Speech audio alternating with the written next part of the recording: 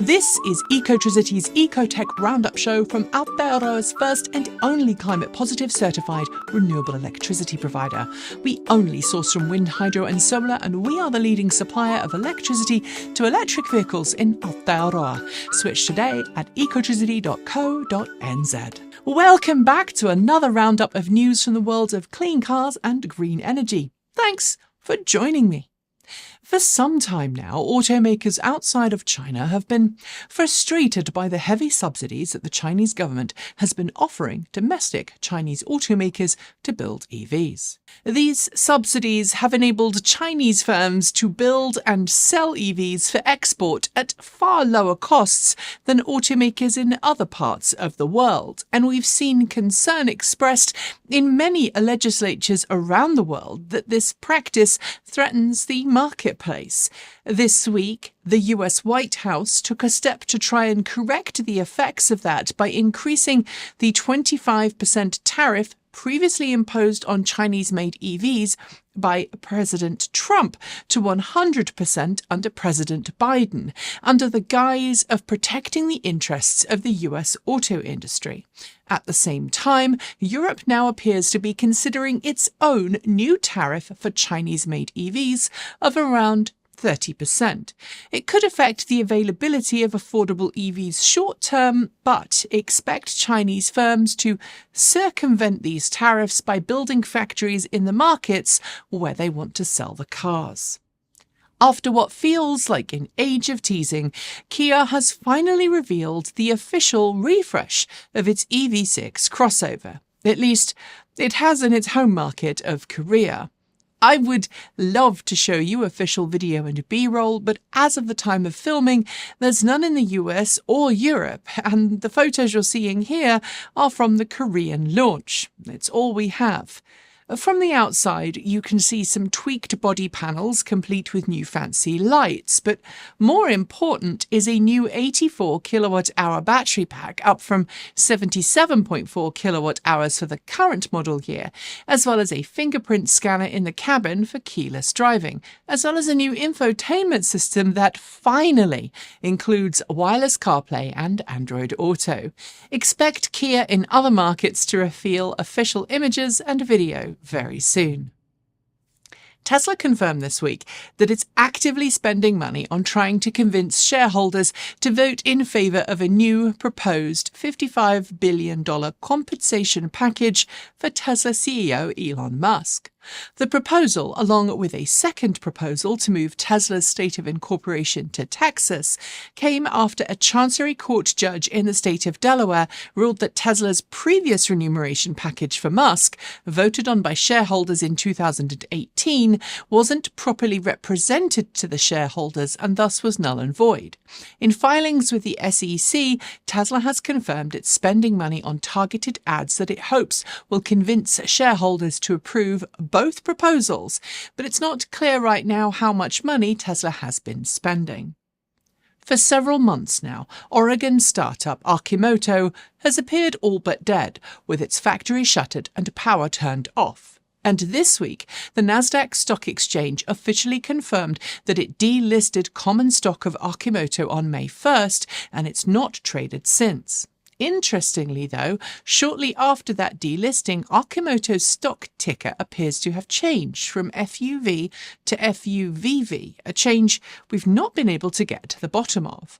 With media inquiries ignored, the website down, and customers left in the dark, it's not looking good. Given it didn't turn up to defend itself in federal court in Illinois earlier this month, leading to a summary judgment against it for more than $500,000, and other creditors piling up, this appears more than a death watch.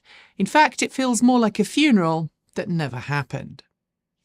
Rimac, the CEO of Rimac Automobili, was speaking at the Financial Times Future of the Car Summit this week, and while you would hope that he would be waxing lyrical about the potential of EV market growth, it was something else entirely that grabbed the headlines. Basically, Rimac noted that EVs have become more mainstream, and that's led high-end uber-luxury buyers that were previously stumping down millions on cars like the Rimac Nevera to turn their attention back to internal combustion engines. because they want the exclusivity and analog feel that said vehicles offer. He even went as far to suggest that a future car from the brand might include an internal combustion engine. I wish there was a positive end to this story, but there isn't. The hyper-rich, it seems, wants toys, not a cleaner world for everyone else. There's been a lot of movement this week on the Tesla Supercharger layoffs that occurred earlier this month, so let's give you a bit of an update on what's been going on. First, Tesla CEO Elon Musk announced this week that Tesla will be investing more than $1.5 billion in the expansion of the charging network this year, a surprise announcement given the fact he'd fired all of Tesla's supercharging team just 2 weeks ago. That said, in a move that mirrors past mass firings and rehirings at Musk-run companies, Tesla is now rehiring some of the charging team that it previously fired, with Max Dezenga, a previously fired executive on Tesla's charging team, now in a renegotiated position at the firm. At the same time, Tesla appears to have transferred responsibility for its superchargers to its solar and battery storage team, so of course we'll keep you updated on further changes as they happen. This week's show has had some bad news stories in it, but don't worry, because we're about to deal with the last one, a rumoured cancellation of development for a next-generation EV platform at Mercedes-Benz. According to news reporting from multiple sources, Mercedes-Benz's new next-generation platform, known as MB.EA Large, was originally due to debut in 2028 and would have underpinned new next-generation EQS and EQE models for the company. But now it appears that Mercedes-Benz has decided to rethink the matter, saving itself between $4 and $6.5 billion of development costs in the process. The brand had already pushed back its goal of having 50% of its sales be electrified from 2025 to 2030 and has dropped some hints recently that it's not quite ready to go all electric. If this rumour is true, and Mercedes-Benz isn't confirming or denying it, it's bad news all round. In an attempt to encourage customers to sign up for full self-driving supervised, Tesla began offering customers in North America a free 1-month-long trial of the feature starting back in March. But just released data from Yipit Data suggests that of the 3,500 Tesla owners who took Tesla up on the free month-long trial in March, only about 50 actually decided to sign up for the feature after the trial had ended, either through a one-off $8,000 purchase or a $99 per month subscription. While Tesla does appear to dispute this data, we've heard from many of you who have Teslas who tried this feature out, thought it was neat, but given its requirements for constant supervision and some of its operational weaknesses, decided that the price was just too steep. As personally someone with Ford Blue Cruise, I enjoy it, but like many Tesla customers, I just couldn't justify its subscription fee after my complimentary access ends. I'm going to go and buy a Comma AI unit instead. Talking of Ford, the automaker is making some big waves about the impending market launch of its refreshed Mustang Mach E family, which includes the all-new Mustang Mach E Rally. A ruggedized version of the Mach E with some extra beans to boot, the Rally variant will sit towards the top end of the Mach E family, but as it detailed midweek, Ford didn't want to make the Rally variant just look the part. It wanted it to be capable of actually doing off-road rallying too. So after consulting with rallycross experts and drivers, it built its own rallycross course at its Michigan proving grounds to put the car through its paces. It's not going to be everyone's cup of tea, and I'd like to see some more affordable models from Ford, but I would also very much like to try this one out for myself, so watch this space. And finally for the segment, some great news for those watching the electrical grid's transition from fossil fuels to something cleaner and greener, which of course results in cleaner, greener EVs as well. Data just released from the Solar Energy Industries Association shows that there are now more than 5 million solar panel installations across the US, something which it notes has taken about 50 years to achieve. While that feels like a really long time, the SEIA says that it expects the US to reach 10 million active solar installations in just 6 years, doubling by 2030 and tripling by 2034. Moreover, for the first time in 2023, it notes that solar accounted for more than one-half of new energy generation capacity added to the US grid, and by 2050, it predicts that solar is expected to be the largest source of power generation in the US. So, honestly, I look forward to celebrating this solar milestone when I turn 71. Before we get to the last two stories, I have a quick question. Are you in the market for a new EV? Because if you are, and you live in Aotearoa, you should totally check out our very own buyer's guide at ecotricity.co.nz. It's packed with tons of information you need to pick a car that's right for you, and includes plenty of details about available vehicles, daily life with an EV, and so much more. So follow the link below and start your journey today. When Tesla began deliveries of its Cybertruck, there were some pretty big warnings sent to Cybertruck owners about the penalties that might be levied against them were they to try and flip their Cybertrucks for a massive profit.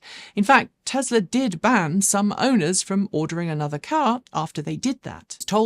Tesla even banned some owners who did it from ordering another vehicle. Yet, as Electric noted this week, there are now 148 Tesla Cybertrucks listed for sale on the Car Guru's website, an astonishing number considering that so far Tesla's volume production hasn't yet reached full swing. That said, thinking back to when Ford launched the F-150 Lightning, there were a fair few F-150 Lightnings being placed up for sale immediately after launch to try and make money, and frankly, there's always someone trying to make a quick buck. In the case of the Cybertruck, though, there are some more sad tales among the listings. Along with the folks who've grown tired of early teething problems with their vehicle, like unexpected breakdowns and long repair times, there are a sizable number of people listing one for sale who recently lost their job at Tesla. Given that prices are much lower than they once were, it's fair to say if you want your own electric cheese grater, now might be the time. And finally, if you watch this channel regularly, you'll know that I and the rest of the team are kind of fond of classic cars given the electric makeover to make them new zero-emission vehicles. And in our time on this channel, we've experienced some of them ourselves, my favourite being an all-electric Morris Minor converted on a budget by London Electric Cars that I drove a few years ago. But the oldest electric vehicle conversions we're aware of date back to early Ford Model Ts, given a new lease of life. But electric boat specialists Toitū have managed to convert something far, far older. Berlin's oldest passenger vessel, known as the Kaiser Friedrich.